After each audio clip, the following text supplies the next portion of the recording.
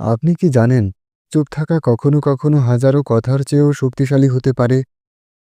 আমরা অনেক সময় মনে করি কথা বললেই নিজের গুরুত্ব বাড়বে, কিন্তু বাস্তবে নীরবতাই অনেক সময় মানুষের চরিত্র, ব্যক্তিত্ব আর চিন্তা শক্তিকে আরও প্রভাবশালী করে তোলে। আজকের এই ভিডিওতে আমরা জানব চুপ থাকার আসল শক্তি কী, কেন নীরবতা এত মূল্যবান, আর কিভাবে এটি আমাদের জীবনে কাজে লাগানো যায়। নীরবতা হলো আত্মনিয়ন্ত্রণের প্রকাশ। যখন কেউ রাগ করে, তখন বেশি কথা বলে ফেলে, কিন্তু যে মানুষ রাগের সময় নীরব থাকতে পারে, সে আসলে নিজের আবেগকে নিয়ন্ত্রণ করতে জানে।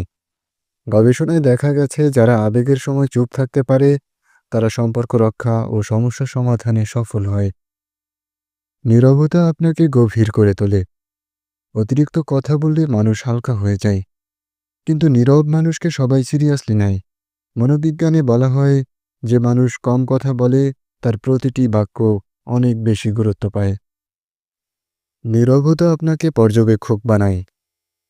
চুপ থাকলে আপনি চারপাশকে ভালোভাবে বুঝতে পারবেন, কে কি বলছে, কার আসল উদ্দেশ্য কী, এসব ধরতে নীরবতা সাহায্য করে।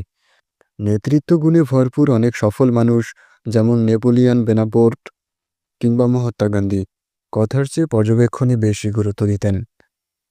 নীরবতা আপনার রহস্যময়তা বাড়ায়। যে মানুষ সবসময় নিজের চিন্তা প্রকাশ করে না, তাকে মানুষ জানতে চায়, বোঝার চেষ্টা করে। এভাবে নীরবতা আপনাকে আরও আকর্ষণীয় ও প্রভাবশালী করে তোলে। নীরবতা সম্পর্ককে বাঁচায়।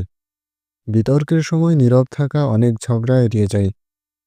অনেক সময় আমরা ভুল কথা বলে সম্পর্ক নষ্ট করি, কিন্তু চুপ থাকলে পরিস্থিতি শান্ত হওয়ার সুযোগ পাওয়া যায়।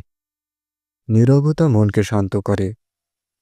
ধ্যান এবং মেডিটেশন নীরবতার মূল চাবিকাঠি।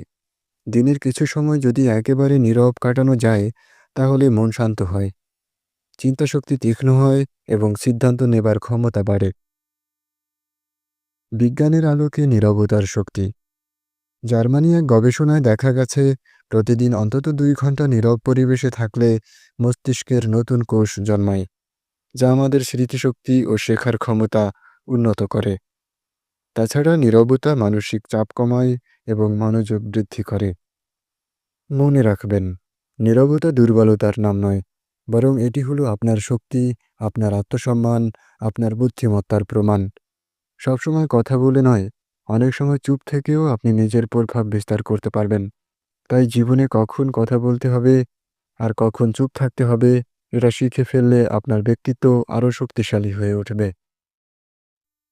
যদি ভিডিওটি আপনার ভালো লেগে থাকে, তাহলে লাইক দিন, শেয়ার করুন, আর অবশ্যই সাবস্ক্রাইব করে আমাদের সঙ্গেই থাকুন।